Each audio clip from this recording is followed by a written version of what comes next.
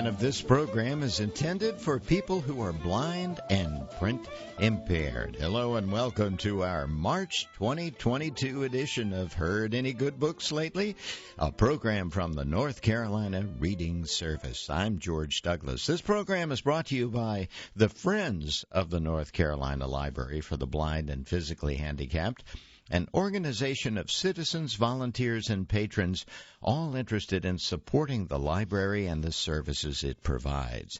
The Friends Group was founded in 1989 and now has more than 300 members across North Carolina. If you'd like to join the Friends Group yourself, we'll have information on how to do that later in the program.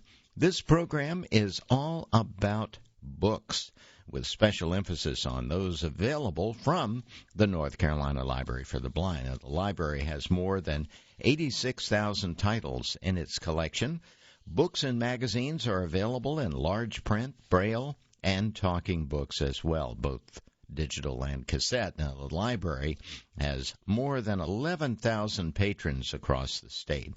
If you're not a patron but are interested in becoming one, I'll have more information at the end of this program. Now, this month, we'll take a look at some of the most popular books checked out in the month of February at the State Library of North Carolina, Accessible Books and Library Services. That's the new name for the North Carolina Library for the Blind. We're going to begin the program today with a very popular author. This is a book called Criminal Mischief by Stuart Woods, who wrote this in conjunction with Tony Roberts. Now, in this very exhilarating new thriller from #1 New York Times bestseller author Stuart Woods, Stone Barrington goes up against an enemy on the run. Here's the plot. After a dangerous adventure has him traveling up and down the coast, Stone Barrington is looking forward to some downtime at his Manhattan abode. But when an acquaintance alerts him to a suspicious plot being hatched across the city, he finds himself eager to pursue justice.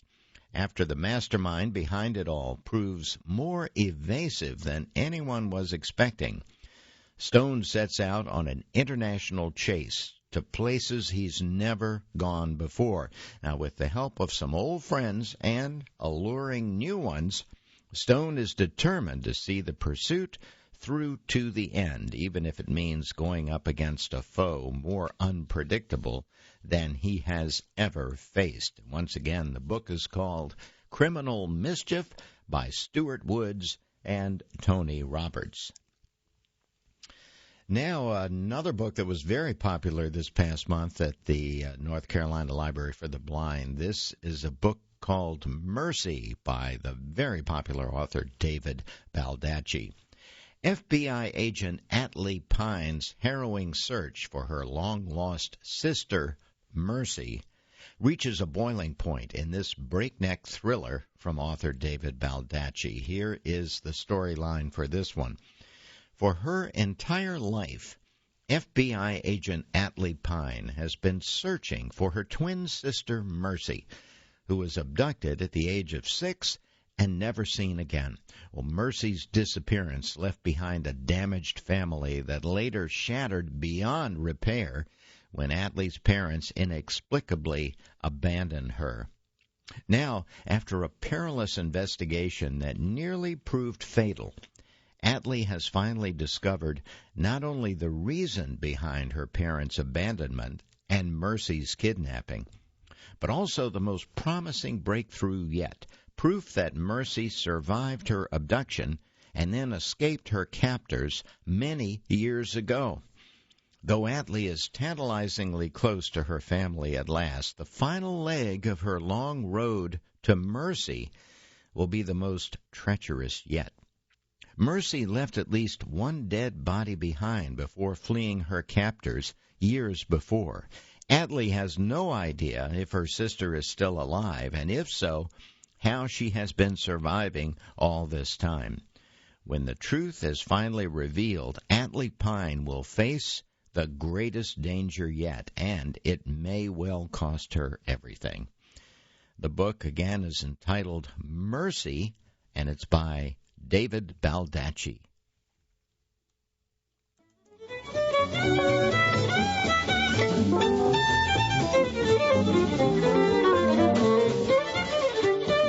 Our next book for today is called Autopsy, and it's by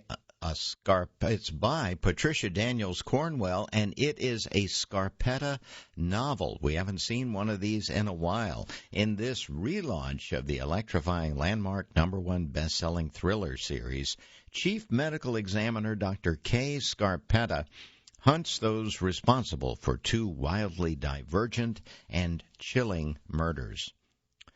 Forensic pathologist Kay Scarpetta has come almost full circle, returning to Virginia as the chief medical examiner, the state where she launched her storied career. Finding herself the new girl in town once again after being away for many years, she has inherited not only an overbearing secretary, but also a legacy of neglect and potential corruption.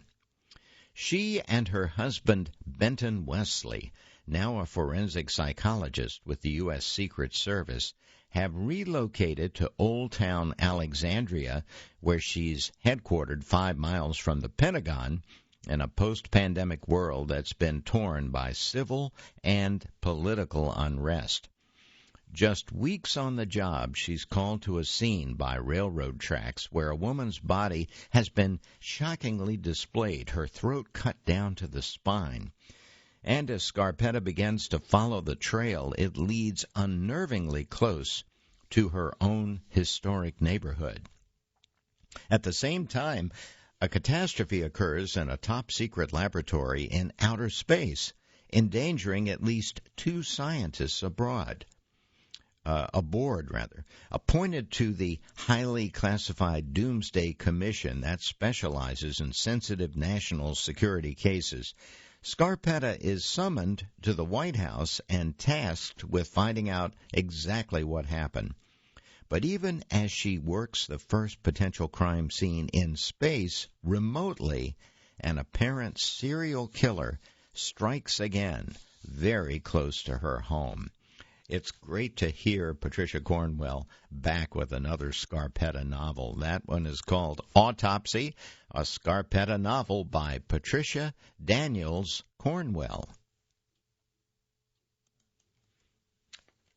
This past month was certainly a big one for big-name authors at the State Library for the Blind. Here's one called Chain of Command, and it's by Mark Cameron along with Tom Clancy.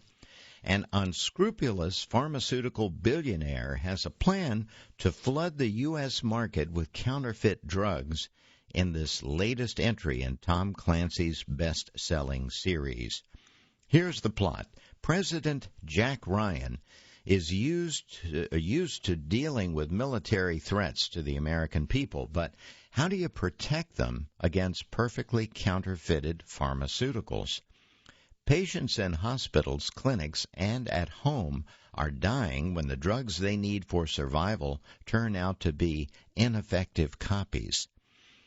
And corrupt pharmaceutical billionaire has spent millions supporting radical groups while using the chaos they engender to cover his money-making schemes.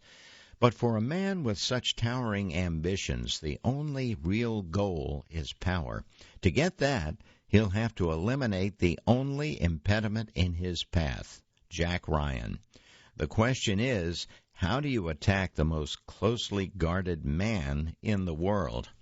For a man who has built his fortune on underhanded dealings and misdirection, the answer is as simple as it is shocking. He'll have to kidnap the First Lady. That sounds like a pretty exciting book from great Tom Clancy. It's called Chain of Command, written by Clancy along with Mark Cameron.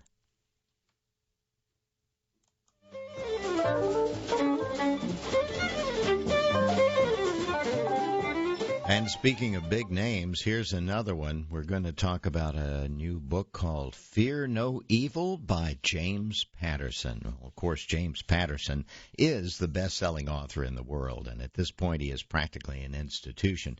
However, even though I have been reading his work since the very beginning, and I'm quoting a reviewer here, nothing quite measures up for me like his classic thriller series featuring Alex Cross. It does seem to be everybody's favorite. The Good Doctor has come a long way since Along Came a Spider, as Fear No Evil will demonstrate. Here's the plot for this one. The stakes have never been higher for Alex Cross as the international terrorist group Maestro, fronted by the mysterious and masked M, is not just threatening global violence, they are pulling it off. Cross and his best buddy, John Sampson, find themselves directly in the crosshairs, no pun intended, but before we get there, we have a lot to unpack as Cross and Sampson are not the book's only stars. The action begins immediately as we witness CIA operative and potential traitor Catherine Hingham being tortured to death by an unknown adversary. Now, this is just the start of CIA personnel and other members of the law enforcement and intelligence fields being targeted. Now, to make matters worse, after the target is eliminated, the killers go after their family and attempt to murder them all, from grandparents to young children. It is safe to say that Fear No Evil is not for the faint of heart. That being said, who better to meet this violence head-on than Alex Cross? Cross and Sampson were planning an adventure getaway when all this commenced, but their plans have been delayed. Once they were on board, Cross received a threatening text from M that showed him how he knows the location of each member of his family. Now, speaking of Cross's family, his wife Bree, who is an ex-cop herself, takes on an assignment for the Bluestone organization, which will send her to Paris, France, in pursuit of a serial rapist and alleged killer.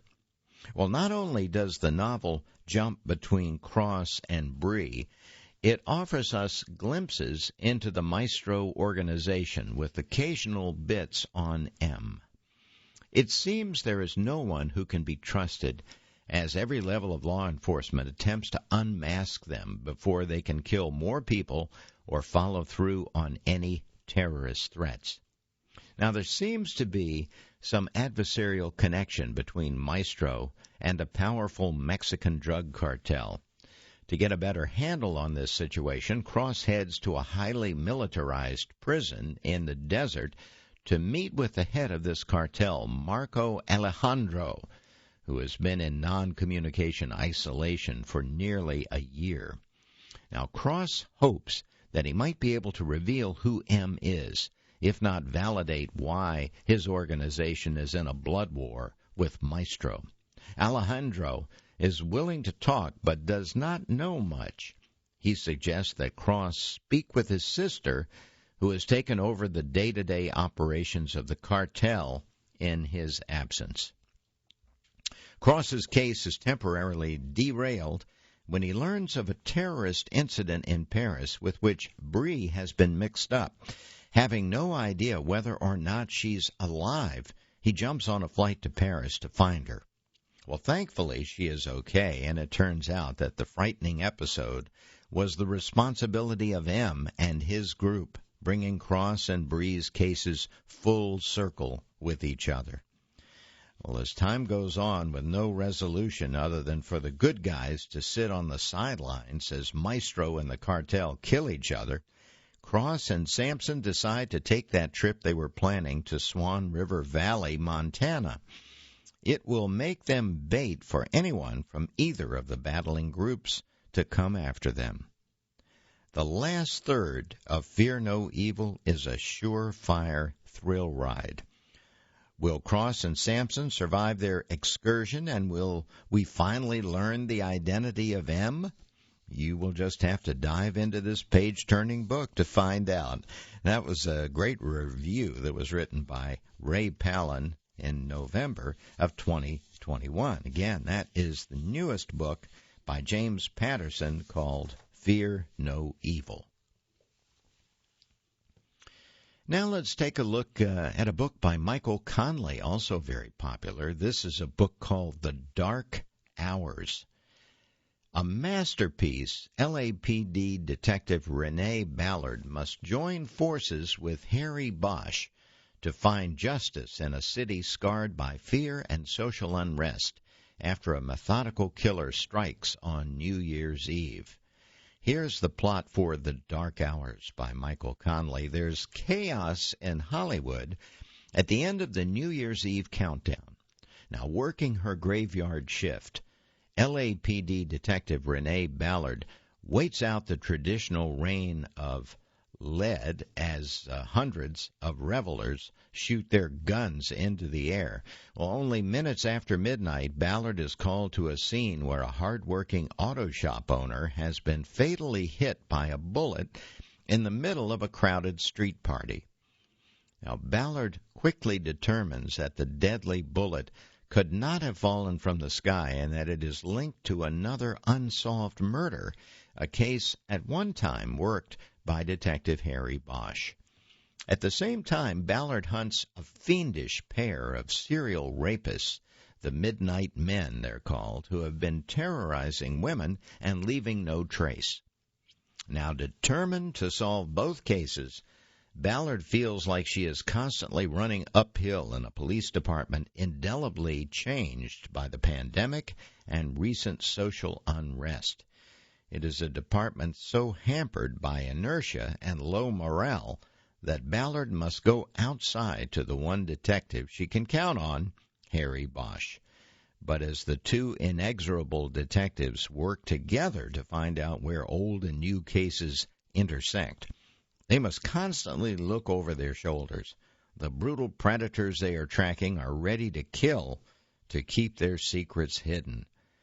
Now, once again, that is a book called The Dark Hours, taking place, of course, in Los Angeles, by Michael Connelly.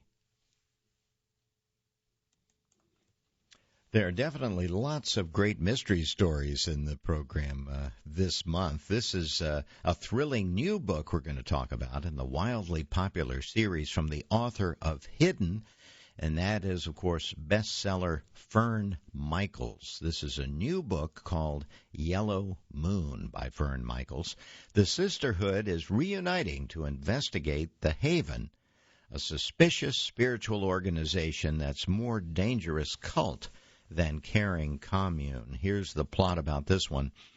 Maggie Spritzer's nose for a story doesn't make her a top-notch newspaper editor.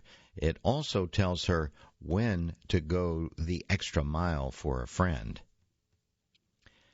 When she gets a strange message from her journalism pal, Gabby Richardson, Maggie knows her services are needed. Now, Gabby has become involved with the Haven. That's a commune that promises to guide its members toward a more spiritually fulfilling life. But Gabby's enthusiasm has turned to distrust ever since she was refused permission to leave the compound to visit her sick mother. Now, Maggie wants to learn more about the Haven, and the sisterhood is eager to help. Well, it turns out that the Haven's founders are the sons of a disgraced Chicago businessman in prison for running a Ponzi scheme. They also have connections to a Miami billionaire with dubious sidelines. Soon the sisterhood gang embark on a search and uncover a web of crime that runs deeper and higher than they ever imagined. And they'll need all their special skills in order to bring it down. Once again, that is a book called Yellow Moon, and it sounds like a good one, by Fern Michaels.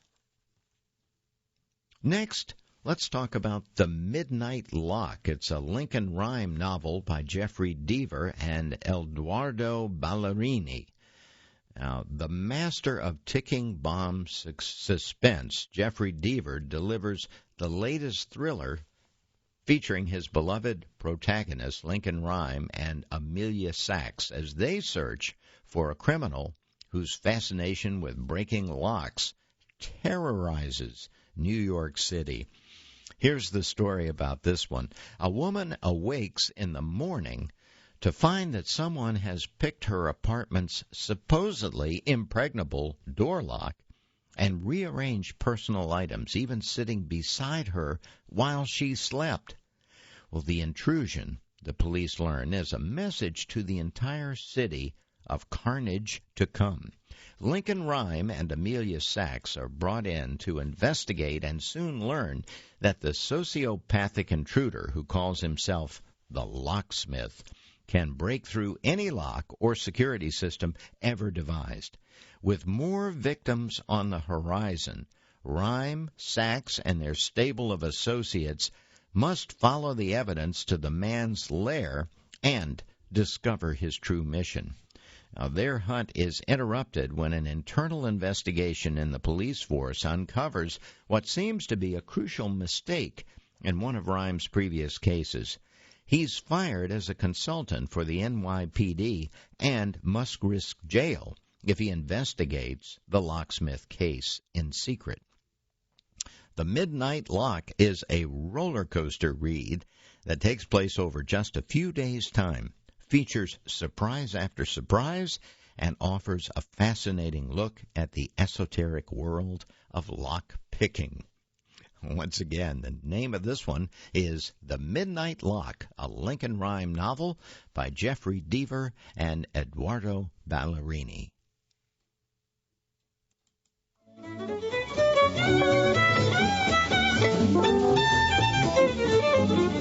There are definitely some exciting books on the program this month. It's the same old story, isn't it? Too many books, too little time. Well, we're going to talk about another one right now that is called The Horsewoman, and it's a novel by James Patterson and Mike Lupica.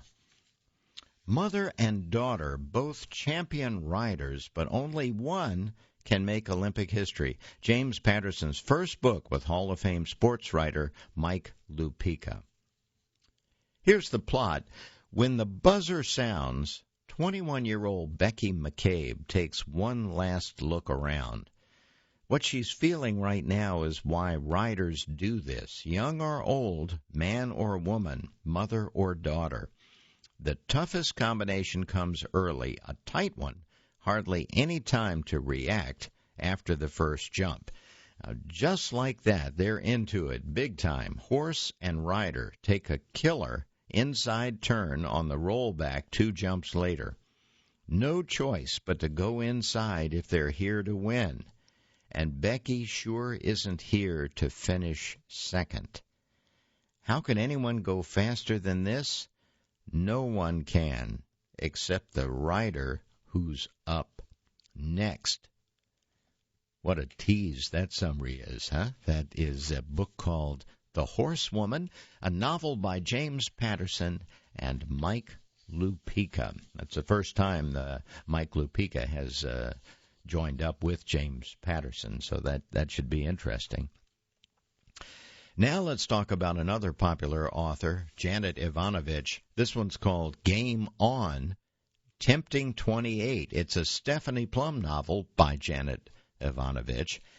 And Atria, Stephanie Plum returns to hunt down a master cyber criminal operating out of Trenton in the 28th book in the widely popular series by Janet Ivanovich. Here's the plot for this one. When Stephanie Plum is woken up in the middle of the night by the sound of footsteps in her kitchen, she wishes she didn't keep her gun in the cookie jar in her kitchen. And when she finds out the intruder is fellow apprehension agent Diesel, 6 feet of hard muscle and bad attitude, who she hasn't seen in more than 2 years, she still thinks the gun might come in handy. Well, it turns out that Diesel and Stephanie are on the trail of the same fugitive, Oswald Wednesday, an international computer hacker as brilliant as he is ruthless. Well, Stephanie may not be the most technologically savvy sleuth, but she more than makes up for that with her dogged determination, her understanding of human nature, and her willingness to do just about anything to bring a fugitive to justice. Unsure if Diesel is her partner or her competition in this case, she'll need to watch her back every step of the way as she sets the stage to draw Wednesday out from behind his computer and into the real world. Atria Books has a great book for every reader. Again, that one is called Game On, Tempting 28, and it's a Stephanie Plum novel by Janet Ivanovich. Now let's take a look at a book that is not a novel. It is nonfiction. It's the first nonfiction in this program, actually. So we've had a lot of mystery stories that were very popular this past month. This is a book called Deep: Free Diving, Renegade Science, and What the Ocean Tells Us About Ourselves. And it's written by James Nestor. Here's the plot for this one. Deep is a voyage from the ocean's surface to its darkest trenches, the most mysterious places on Earth. Fascinated by the sport of freediving, in which competitors descend great depths on a single breath, James Nestor embeds with a gang of ocean-going extreme athletes and renegade researchers. Now, he finds whales that communicate with other whales hundreds of miles away, sharks that swim in unerringly straight lines through pitch-black waters, and other strange phenomenon. Most illuminating of all, he learns that these abilities are reflected in our own remarkable and often hidden potential, including echolocation, directional sense, and the profound bodily changes humans undergo when underwater. Along the way, Nestor unlocks his own freediving skills as he communes with the pioneers who are expanding our definition of what is possible in the natural world and in ourselves. As I said, this is not a novel, but it sounds like a pretty intriguing and pretty interesting book. Again, it is called Deep: Free Diving, Renegade Science, and What the Ocean Tells Us About Ourselves by James Nestor. And by the way, this is a New York Times book review editor's choice and an Amazon Best Science book, actually back in 2014, also recommended by Scientific American. It sounds like a good one. Deep: Free Diving, Renegade Science, and What the Ocean Tells Us by James Nestor.